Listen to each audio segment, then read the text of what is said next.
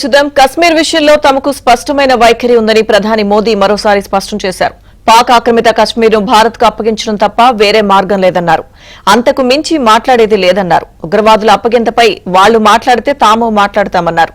మరో విషయంపై మాట్లాడే ఉద్దేశం తమకు లేదన్నారు. ఇందులో ఎవరి మధ్యవర్తిత్వాన్ని కోరుకోవడం లేదని, ఎవరూ మధ్యవర్తిత్వం వహించాల్సిన అవసరం లేదని తేల్చి చెప్పారు. ఆపరేషన్ సింధూర్ ఇంకా ముగియలేదని స్పష్టంగా చెప్పారు.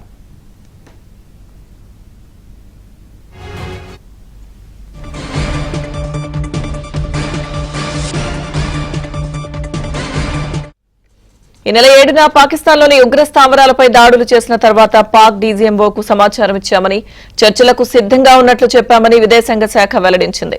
అయితే పాకిస్తాన్ నుంచి మాత్రం ఎలాంటి స్పందన రాలేదని తెలిపింది. ఇరు దేశాల మధ్య కాల్పులు తీవ్ర స్థాయికి చేరుకున్న తర్వాత మే 10న పాకిస్తాన్ నుంచి చర్చలకు ప్రతిపాదన వచ్చినట్లు చెప్పింది.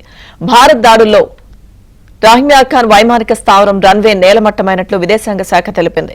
బహావల్పూర్లోని జైషే మహ్మద్ ఉగ్రవాద సంస్థ ప్రధాన కార్యాలయాన్ని నేలమట్టం చేశామని, పాకిస్తాన్ను బలంగా, భారీగా, అత్యంత సుదూర ప్రాంతాల్లో దెబ్బతీశామని విదేశాంగ శాఖ ప్రకటించింది. అటువైపు నుంచి బుల్లెట్లతో దాడి చేస్తే మనం బాంబులతో సమాధానమిచ్చామని తెలిపింది. బహవల్పూర్తో పాటు మురుత్కే, ముజఫరాబాద్ ఉగ్రవాద కేంద్రాలను నేలమట్టం చేశామని, మే 10న పాకిస్తాన్ దాడికి ప్రతిస్పందనగా అగ్నివర్షం కురిపించామని చెప్పింది. మొత్తం 8 స్థావరాలు లక్ష్యంగా దాడులు చేశామని విదేశాంగ శాఖ వెల్లడించింది.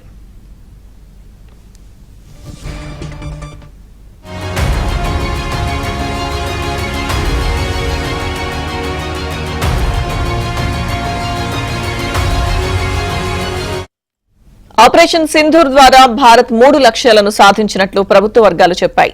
సైనికంగా, రాజకీయంగా, మానసికంగా పాక్ను దెబ్బకొట్టినట్లు తెలిపాయి.